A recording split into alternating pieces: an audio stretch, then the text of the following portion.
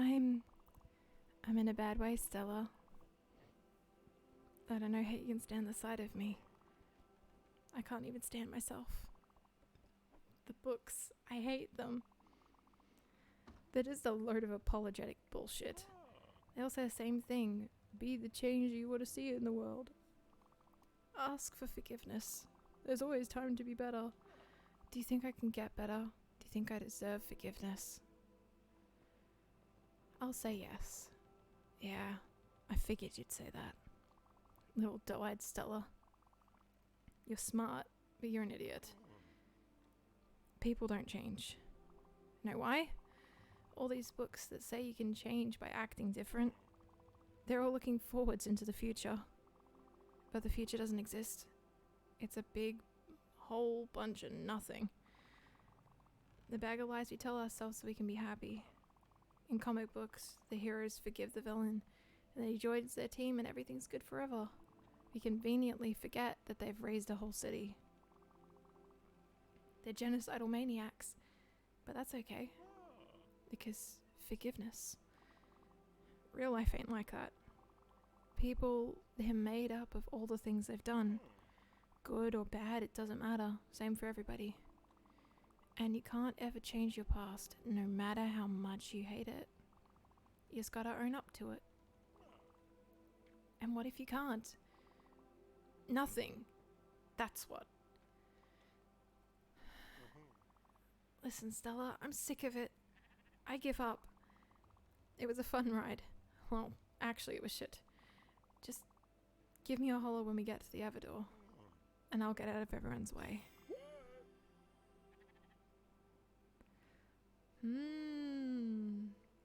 So Jackie wants to go too.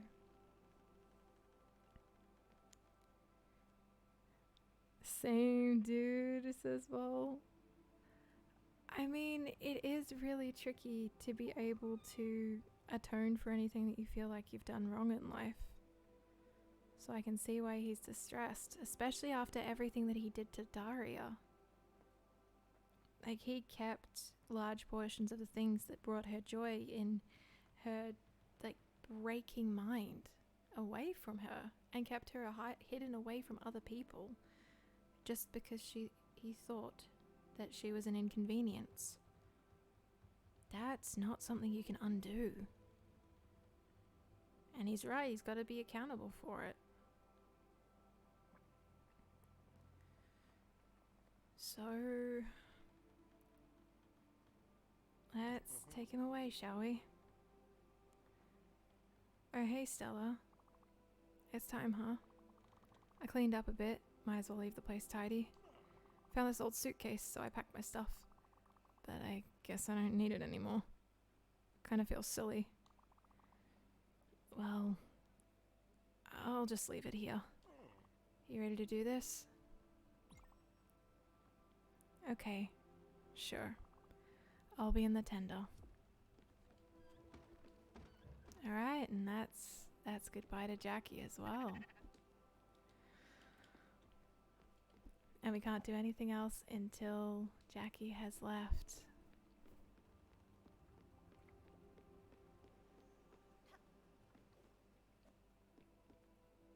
There's Buck.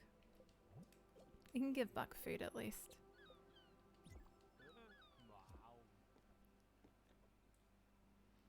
Ooh, boy.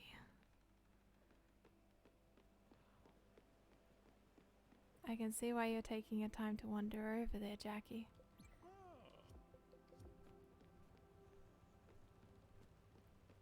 Let's head across.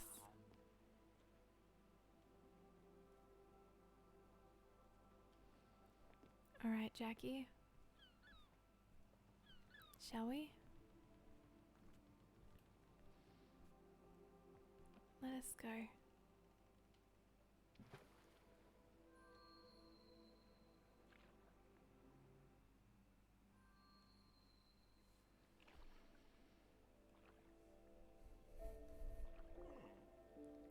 Hey, Stella. I know it's a bit late, but I wanted to thank you for taking care of me. You know, on the boat. I know I didn't deserve it. Maybe that's the difference between you and me. You don't care about all that. You don't judge. You don't want to sound mean, but you're simple like that. You see someone who needs help, and you help them. No questions asked. No payment expected.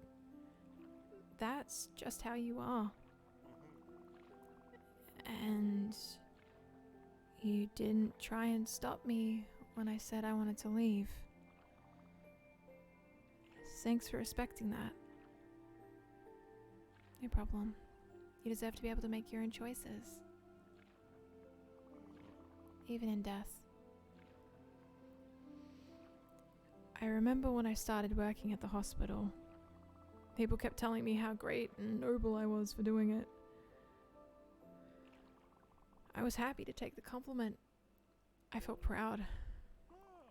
And I even started to believe it.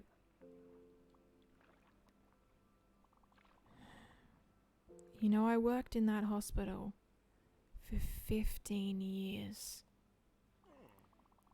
I'm not trying to make any excuses, but I've never seen my bosses. Not once. Just an endless parade of supervisors and managers. And a half box of donuts for the night staff on New Year's Eve.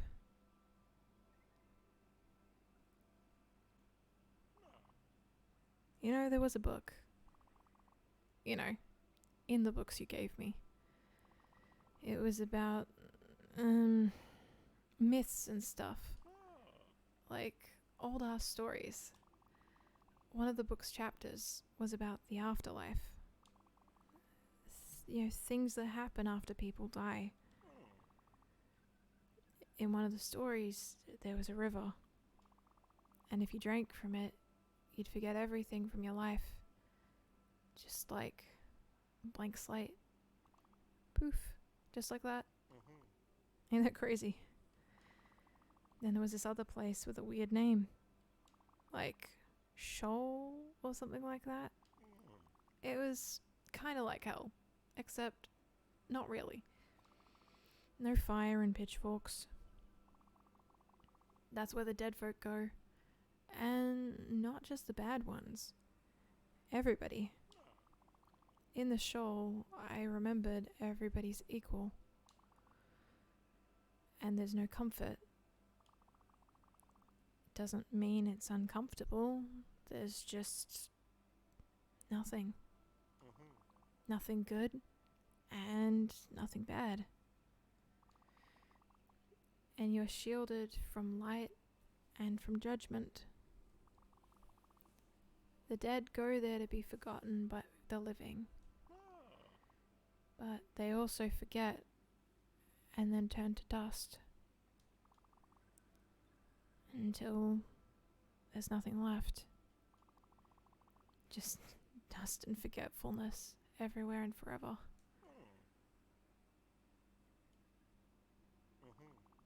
Can you imagine that, Stella? Dust and forgetfulness. What a thought.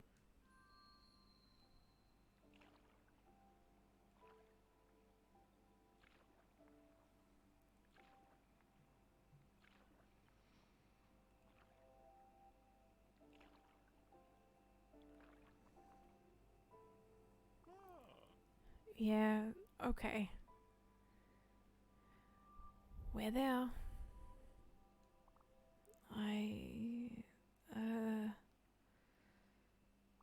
Just... Oh, just bring it in. See you on the other side, Stellas. Or not.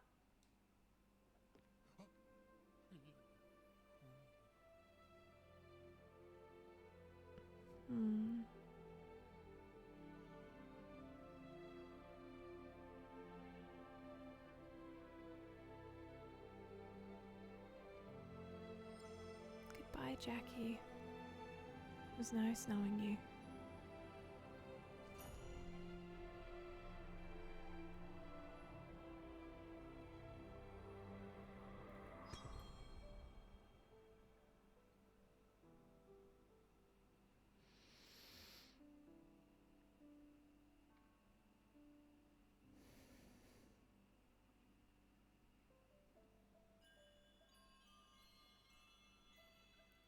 Achievement unlocked. Spirit fed. The last spirit crosses the border.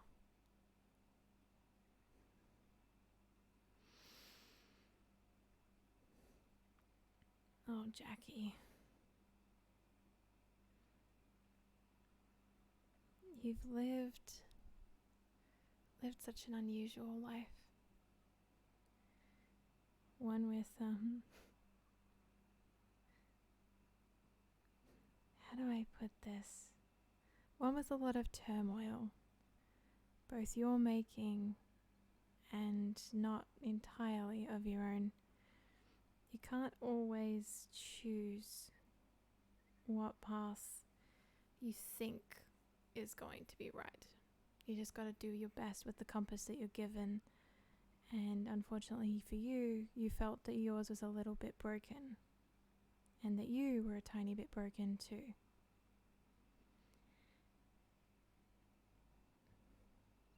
Which is upsetting, at least to me.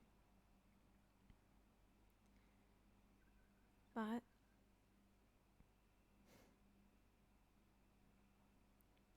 you've done your best, and you tried to fix the things that you possibly could. You tried to better yourself, at least at the end.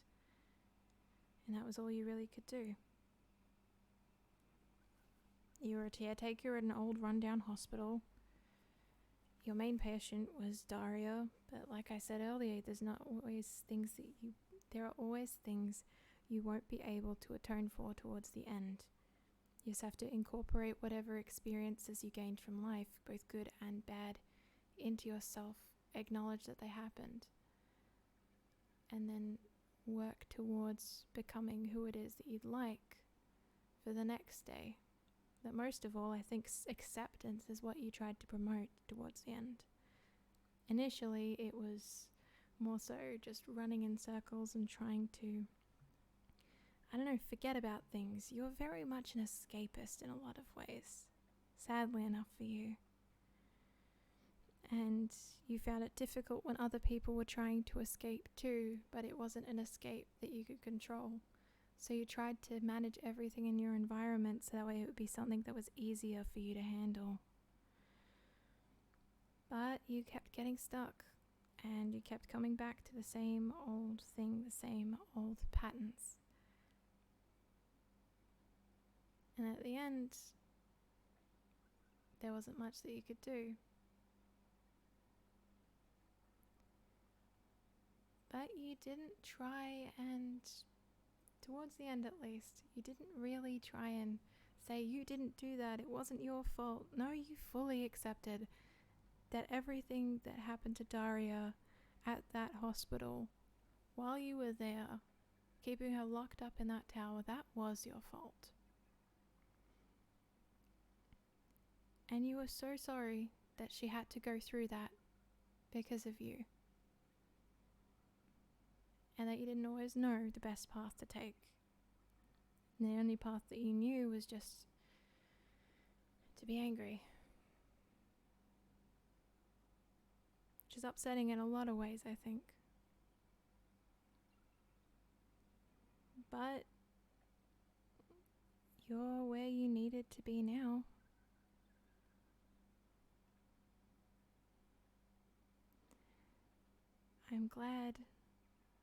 I'm so glad that you get to be at peace in the great big nothing or whatever it is that lies beyond that door.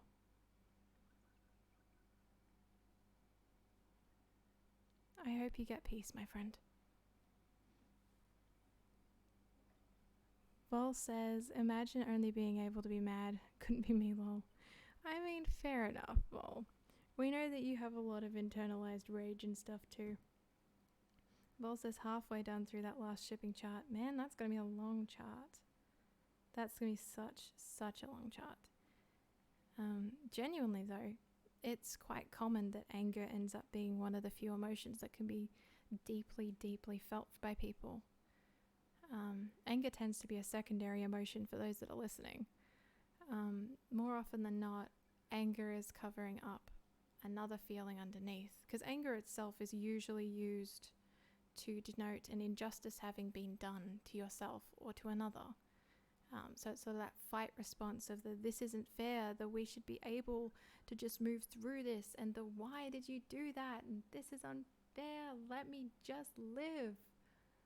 Let things just be, is kind of what anger says in general. That's when it's a pure emotion. But usually that anger pops up when you've been hurt. So more often than not, it's covering up hurt or sadness for things not having gone the way that you wanted. A lot of the time it ends up being grief. I know for a lot of the time for me, anger definitely is covering up a lot of grief for things that could have gone better. Much like Jackie's case in this.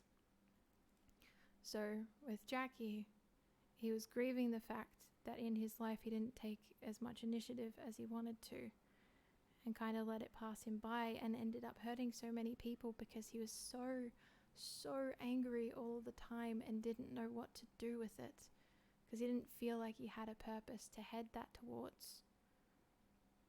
And it is so shattering when you feel that lost.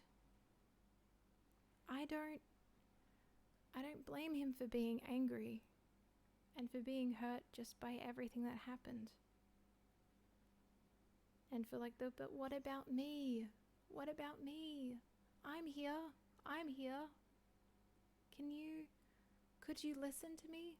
Could I be any more significant to you? And it seemed like that was what he was crying out for this entire time. He felt irrelevant, which is really sad. Vol said, what, me having internalized rage? No. Soup says, you have so much internalized rage that it returns to external frequently, says Soup to Vol. And Zigzag says, I agree with you so much, Andy. Yeah. See, that's the thing with secondary emotions like anger. Anger can be very healthy, especially when it's used to express the hurt that has happened in the past and allows you to move through whatever the hurt was. The problem comes when you bottle too much anger up in one place and then it doesn't have anywhere to go and it starts making you feel trapped. I know previously in my life I've felt very trapped by anger. I wasn't necessarily taught how to deal with it appropriately. In my case, anger was the bad emotion. You're not supposed to express that you're angry. Don't express that you're sad. You're supposed to just remain calm and composed and articulate. But heaven help you if you express that you were hurt or express that there was anger that was bubbling underneath the surface, which of course there was after all of that. Of course there was going to be. It was justifiable. But the longer I kept it bottled, the more and more squashed I felt. All I could feel was this big raging bonfire that would spread out really quickly, and sometimes that would mean I would lash out and hurt other people, much like Jackie did. Not always in the healthiest of ways, I admit that. And I know for a fact that there are a lot of people, a lot of places, a lot of things I wish I could have taken back. But I can't. But I can move forward and look at things like, yes, I was angry, and try and understand why my anger came up to me. And nowadays I'm trying to treat anger like a friend. Because realistically, that anger that's sitting there this entire time, that is sadness's companion. And they try and protect each other as best as they can, but sometimes anger gets to be a bit of a bully. And that can sometimes mean that you get stuck.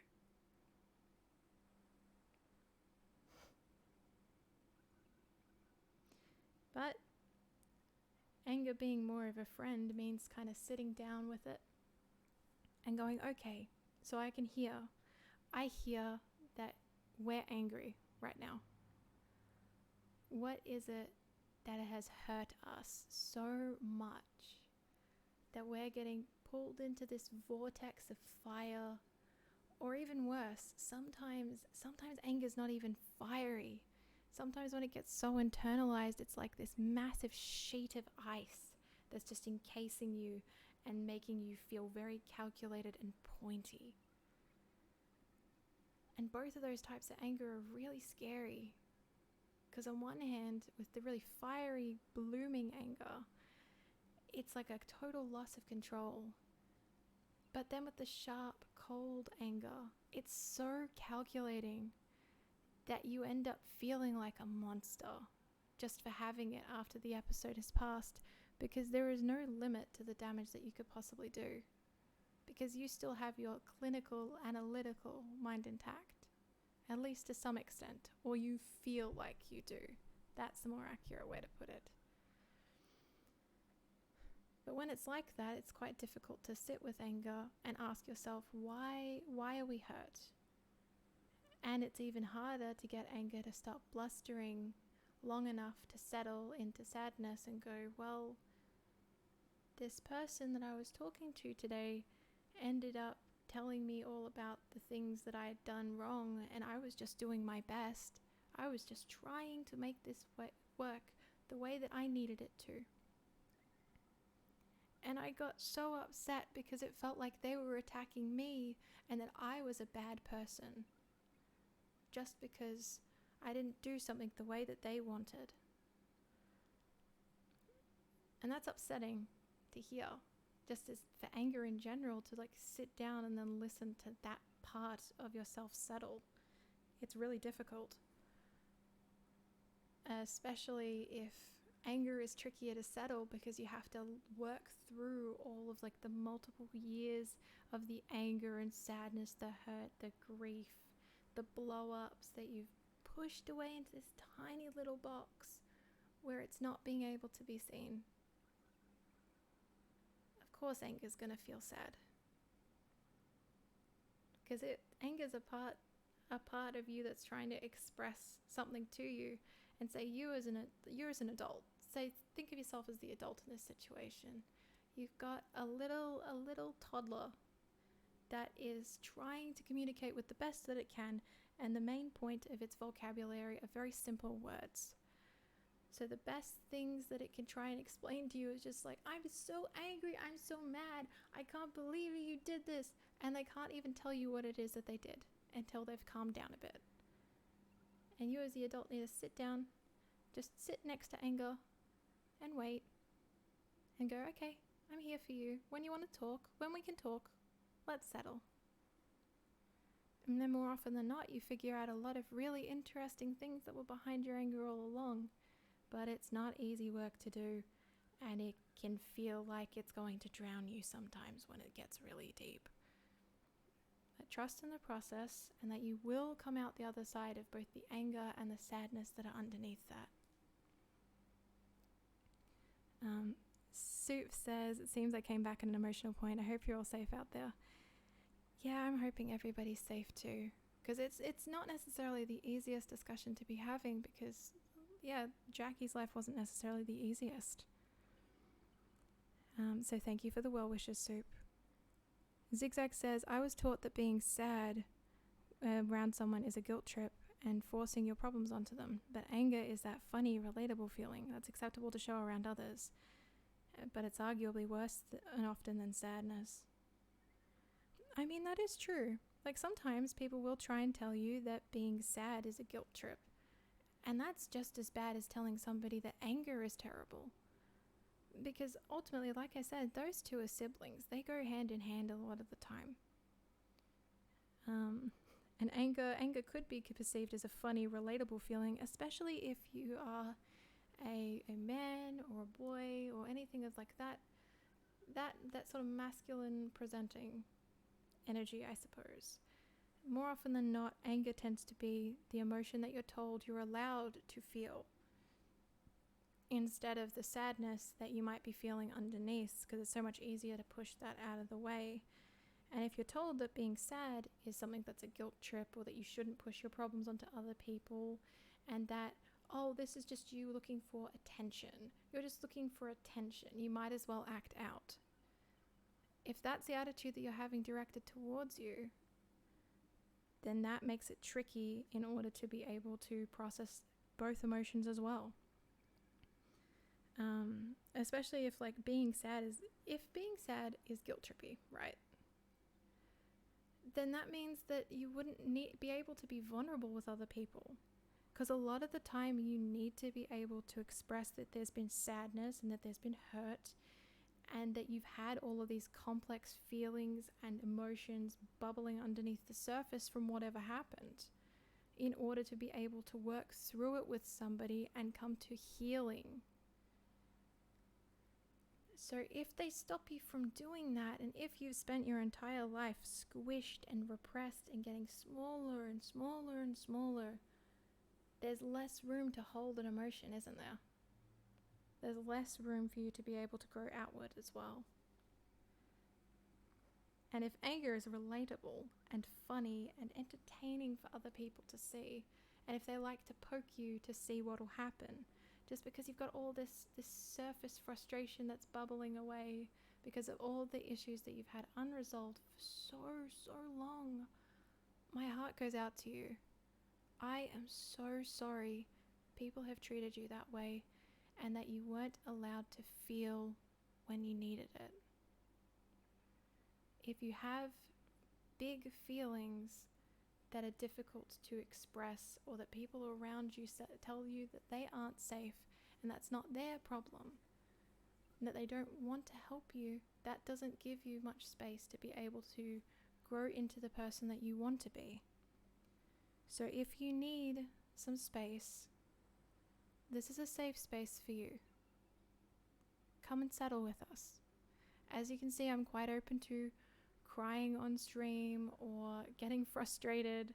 Like if you'd seen my Octopath Traveler stream at the beginning of the week, you would have seen me getting very frustrated because I couldn't work out how to actually make the game work, because it's a new game for me. But all of your emotions are very valid, and I want to make sure that we all have space to be able to express them thoroughly. Even if that means that there's this big tumbling mass, right? And that we go over the top of ourselves and kind of get swept up into a hurricane or tossed around by a rowdy ocean. This space is not just for me, but it's for you. And by me showing all of you my emotions through games like this, I hope that makes you feel safe enough to maybe someday, even if it's not today, even if it's not tomorrow, even if it might only just be on paper or online, but somewhere, someday, have the space to be able to express yourselves fully and to work through all of the hurt that you keep bundled up. So, thank you all for listening. I guess I went on a bit of a tangent.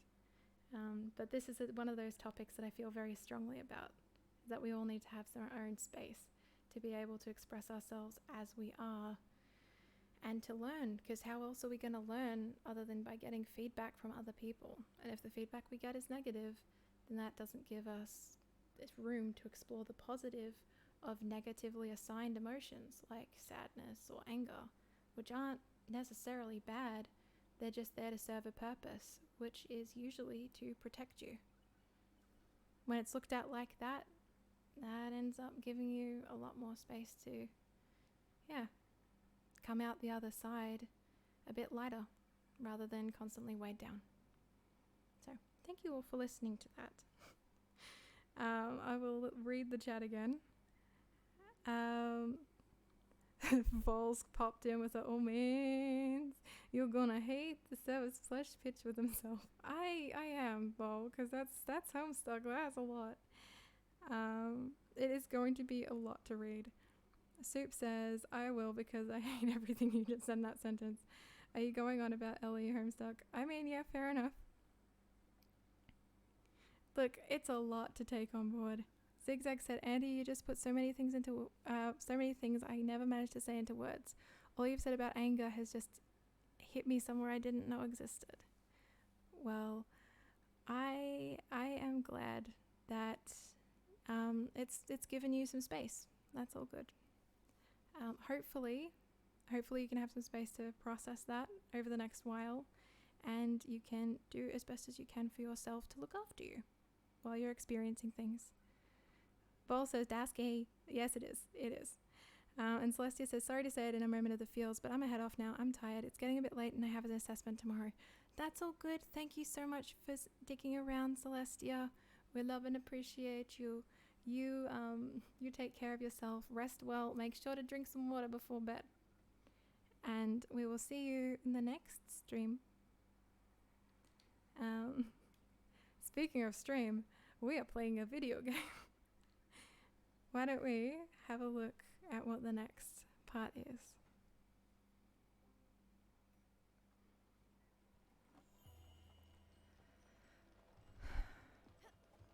Everyone is here. Oh, look at Daria. I love how squishy she is. Oh, we got mail. We got mail.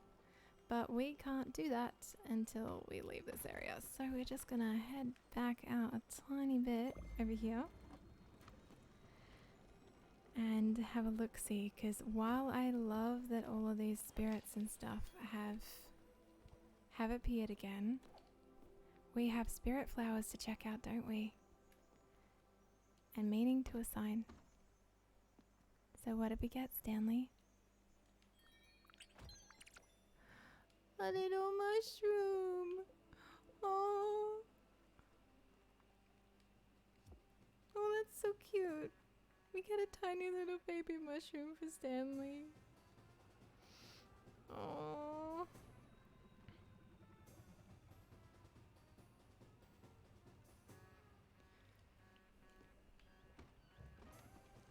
I don't know why you're here, Alex. Oh yeah, because I was just there. I was just there. Okay. Well, I'm going to quickly check the Looter's Literary Review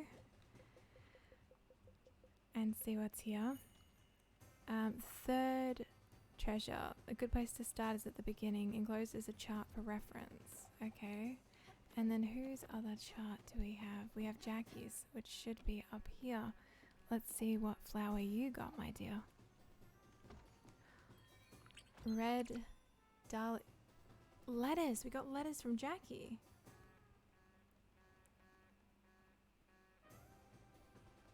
What letters did you give us, Jackie? Because like I haven't seen your letters yet. But as far as like mushrooms go, so for mushrooms meanings, just for general symbolism, at least for mushrooms, they tend to be interesting and beautiful things that grow in periods of darkness and end up bringing color to the rest of the world. And I think that was Stanley for us. They tend to symbolize a lot about transformation, and sometimes they were used to just be a good omen and symbolize the earth's best qualities, I guess, and its own lightness being shown. So that's Stanley. And then for red dahlias, so red dahlia meaning, as far as red dahlias go, they symbolize perseverance and the ability to overcome, sort of inner strength that everybody possesses even in the darkest time. They tend to be given to people who are recovering from illnesses a lot, and just in general trying to do their best and showing that they're very strong people. Stella, look, I have something to tell you.